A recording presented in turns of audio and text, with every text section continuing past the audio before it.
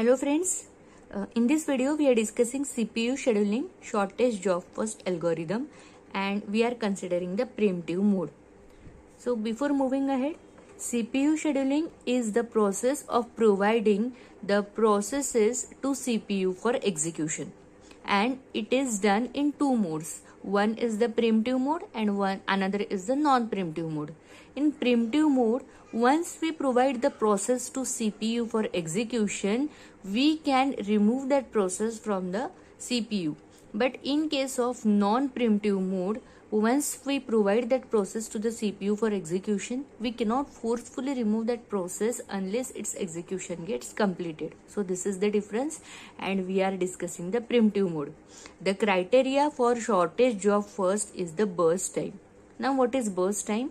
Burst time is the time required by the process for its completion. That is, process P1 is needing 5 units for its completion, 5 units of time for its completion. Process P2 needing 3 units of time for its completion.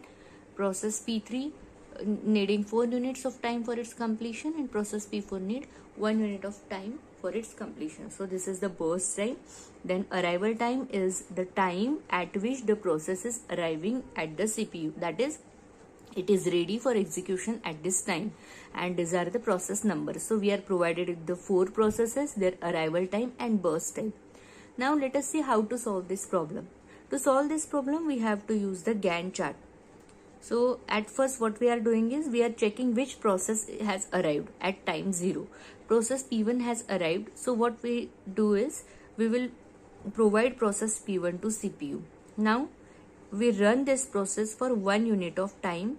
As this is a preemptive mode, we can stop its execution and check for the burst time. As it is a shortest job first, we will check which process has the shortest burst time remaining. Now as process P1 has run for 1 unit, its 4 units are left to be executed, and at time unit 1 there are 2 processes, P1 and P2.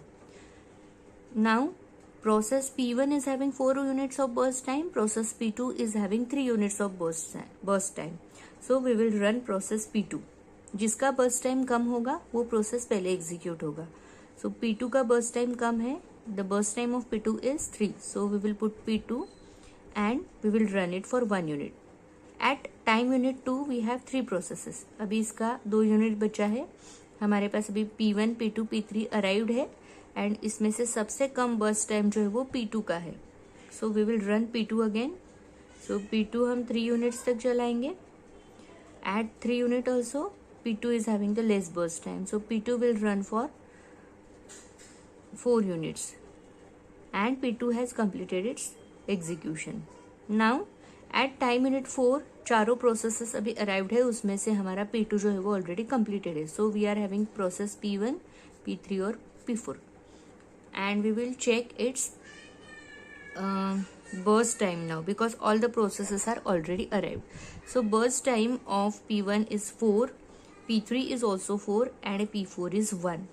So we will complete P4 process P4 first क्योंकि उसका एक ही unit है, सो उसको हमें पहले complete करना है. Criteria है लेस बर्स्ट टाइम, जिसका बर्स्ट टाइम कम है उसको पहले प्रोसेस करो.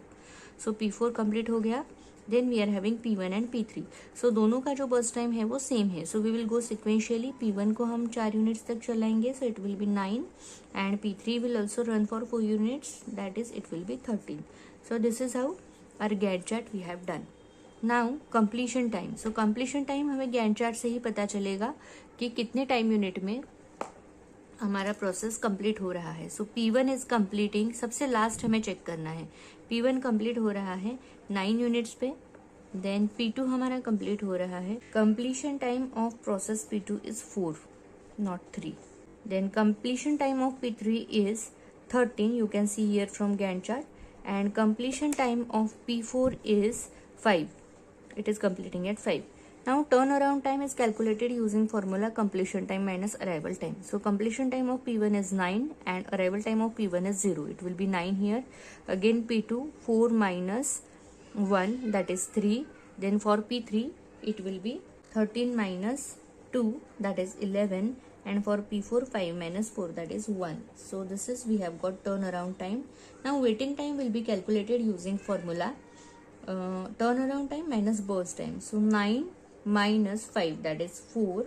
Then 3 minus 3, that is 0. 11 minus 4, that is 7. And 1 minus 1, that is 0. So this is the waiting time. And round response time. Response time will be calculated by the formula first time the process got CPU minus arrival time. So हमें अभी check करना है कि process P1 को CPU सबसे पहले कब मिला. तो at 0 unit process P1 got CPU and उसका अराइवल टाइम जो है वो 0 है. सो 0 minus 0, 0. Then process P2 got CPU for the first time at 1 unit. So 1 minus 1, 0. Process P3 got CPU for the first time at 9 and P3 का जो arrival time है वो 2 है. सो 9 minus 2, that is 7.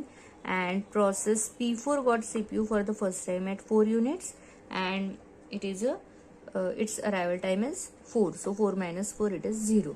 This is how we have calculated. So now it may be asked to calculate the average turnaround time, average waiting time and average response time. So अगर ये पूछते हैं तो simply आपको ये चारों को add करना है. Average turnaround time will be 9 plus 3 plus 11 plus 1 divided by 4. Average waiting time will be 4 plus 0 plus 7 by 0. And average response time will be 0 plus 0 plus 7 plus 0 by 4. This is how you can solve this problem. That's all for this video. Thank you for watching. And don't forget to like, share and subscribe this channel to see more videos on this topic.